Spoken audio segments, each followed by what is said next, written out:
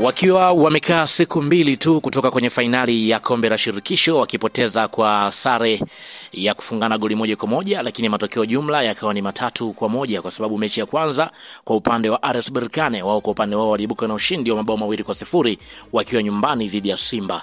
Lakini pia hii leo kwa upande wa Simba, kama kawaida, wanashuka dimbani tena kupambana kwenye upande wa Ligi Kuu Tanzania Bara kwa ajili ya kupambania ubingwa wa Ligi Kuu Tanzania Bara.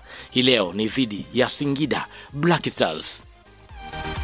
Tayari kwa upande wa mwalimu Fadu Davis ameandaa jeshi lake. Naweza nikasema kwamba yeye kwa upande wake hajafanya mabadiliko kabisa kwenye upande wa kikosi chake, kwa sababu ameangalia ni namna gani ambavyo anauhitaji mchezo huu. Na mimi tayari ninacho kikosi hapa, nitakwenda kukutaarifu kikosi ambacho mwalimu moja kwa moja ameanza nacho.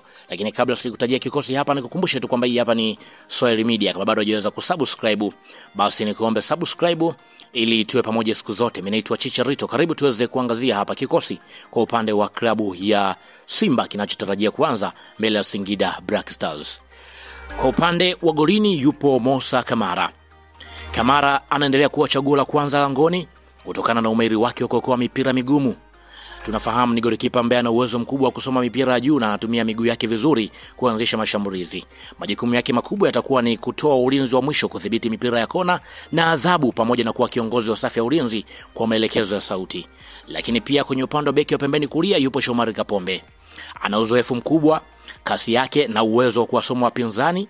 Tunafahamu ni mmoja mchezaji ambaye amekuwa ni mzuri zaidi kucheza box to box kwa kupanda mbele na kutoa krosi, huku akirejea kwa wakati kusaidia kwenye eneo lake la ulinzi.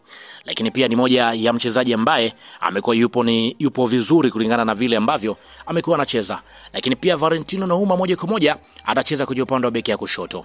Tunafahamu ni mchezaji ambaye amekuwa apati nafasi mara kwa mara, lakini kwa upande wa mwalimu amekuwa akimpa nafasi pale ambapo anataka kufanya mabadiliko, hasa akitazama hali ya beki Mohamed Hussein. Atakuwa akilinda upande huo wa kushoto dhidi ya mashambulizi ya kushtukiza, lakini pia na kushambulia kupanda na kushuka kama kawaida ambavyo amekuwa anacheza mara zote. Lakini pia nikienda kutizama kwenye upande wa mabeki wa katikati, Chefondo Malone ni kama hivi tayari amesharejea. Naweza nikasema hivyo, ni beki ambaye yuko kwenye ubora wa hali ya juu, anatulia na ana uwezo kujenga mashambulizi na ni mchezaji ambaye amekuwa yuko vizuri kwenye eneo hilo la ulinzi. Tunafahamu ni beki ambaye amekuwa na utulivu wa hali ya juu, ni mmoja ya beki ambaye atakuwa akitumia utimamu wake kulinda nafasi ya ulinzi. Wakati huo pia Chamo Karabu moja kwa moja ni beki ambaye atapata nafasi kucheza na Chemalon. Tunafahamu anajulikana kwa nguvu zake, mipira ya wana, lakini pia amekuwa ni kiongozi mzuri kulingana na ubora ambao amekuwa anauonesha. Yeye kwa upande wake pressure si jambo lake. Amekuwa na utulivu kwenye mechi za hivi karibuni, imekuwa ni ngumu kwa upande wa mwalimu Fadu Davis kufanya mabadiliko. Kwenye upande wa viungo wakati yupo Yusuf Kagoma. Tunafahamu ana stamina ya hali ya juu, uwezo wa kukata mashambulizi na kuunganisha ulinzi kwenye eneo la kiungo. Tunafahamu atakuwa akizuia mashambulizi kwenye eneo la katikati, lakini pia kusambaza mpira kwenye eneo la mbele, yani kuwatazama wale viungo ambao wanasaidiana nao. Lakini pia Fabrice Ruamba Ngoma moja kwa moja atasimama kwenye eneo la kiungo wakati. Tunafahamu ni moja ya mchezaji ambaye anajikita zaidi kwenye upande wa kutuliza mipira, lakini pia anaangalia nafasi za mbele, kupiga pasi na kuvunja ulinzi. Lakini pia majukumu yake makubwa ni kucontrol tempo ya mchezo, kucheza kama fundi wa mpira katikati uwanja na kusaidia mashambulizi kwenye eneo la 18. Lakini pia Jean Charles Ahoua moja kwa moja ni kiungo ambaye ni mbunifu, ana uwezo wa kufunga mabao ya mbali, lakini pia na uwezo wa kupenya safu ya ulinzi. Lakini pia majukumu yake makubwa yatakuwa ni kuunganisha vizuri kwa wale wachezaji ambao wanacheza kwenye maeneo ya mbele. Lakini pia kwenye upande wa winga wa pembeni yupo Kibu Dennis Kulia.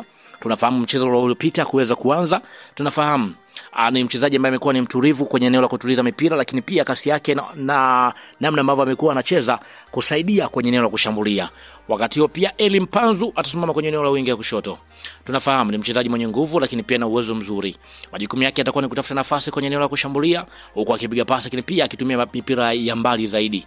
Wakati huo Leonel Ateba Mbida moja kwa moja atasimama ni mshambuliaji wa mwisho. Mechi iliyopita kuweza kuanza, lakini wakati huu mwalimu anampa nafasi na naamini kwamba kuna kitu hasa ambacho atakionyesha.